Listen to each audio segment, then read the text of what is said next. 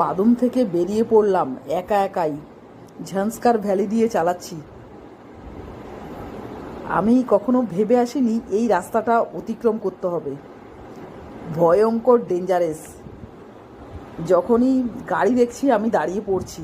আর আমি তো একদম উল্টো সাইড দিয়ে চালাচ্ছি, রং সাইড দিয়ে। গাড়ি দেখলেই আমি থেমে যাই। আর পাশ দিয়ে চালানোর কোনো উপায় নেই। আমি তো উল্টো দিক দিয়ে পাশ দিয়ে দিচ্ছি। দেখো দাঁড়িয়ে পড়েছি।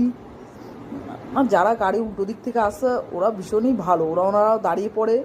এবং কখনো কখনো যদি দেখা যায় যে এমন কন্ডিশন হয়ে রয়েছে, আমাকে ডেকে নেয় যে আপনি বেরিয়ে আসুন, এরকম। তো দেখতেই পাচ্ছ আমি যে গাড়ি চালাচ্ছি একদম সাইডে, দেখো আবার গাড়ি আসছে, আবার দাঁড়িয়ে পড়েছি আমি। তারপর আমাকে ইশারা করলো, আমি এগিয়ে যাচ্ছি, যে উনি দাঁড়িয়ে পড়লেন। এই গাড়িগুলি সবই ওপর থেকে লে থেকে নিচের দিকে নামছে। রাস্তা ভয়ঙ্কর খারাপ। একজন গাড়ির ড্রাইভার তো আমাকে জিজ্ঞেস করলো যে আর কতটা এরকম খারাপ রাস্তা। কারণ আমি সকালবেলা বেরিয়েছি, সকাল 6:30, 8টার সময়। আবারও দাঁড়িয়ে পড়েছি, গাড়িটাকে সাইড দিচ্ছি। পুরো আমি পাহাড় ঘেঁষে চালাচ্ছি। এত সরু রাস্তা আর এত ভয়ঙ্কর খারাপ।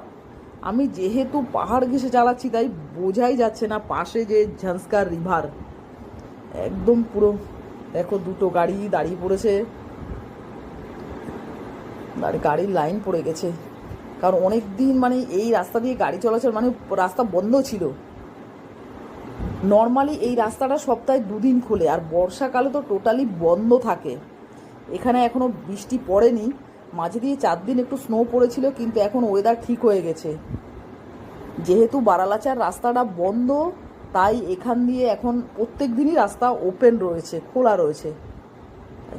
কিছু গাড়ি দেখা যাচ্ছে, একটা গাড়ির ড্রাইভার বলল যে তার নিচে পেট্রোলের সিলিন্ডার ফেটে গেছে। জানি না আর কতক্ষণ এরকম চালাতে হবে। সেই তো 2 ঘন্টা থেকে চালাচ্ছি। হাত পুরো ব্যথা হয়ে গেছে। বাপরে, দাঁড়িয়ে পড়েছি এবার উল্টো দিকে। দেখো সামনে। এবার মনে হচ্ছে আমাকে ক্যামেরাটা অফ করতে হবে। বাপরে, ওদেরকে আমি ডেকে নিলাম। আমি বললাম চলে আসো, আমি দাঁড়িয়ে পড়েছি। গাড়িটা এক দ্বন্দ্ব স্থির নেই। পুরো টোটালি রাস্তা খারাপ। রাস্তাটা তৈরি হচ্ছে, এবড়ো খেবড়ো নুড়ি পাথরে ভরা। জয় গুরুদেব।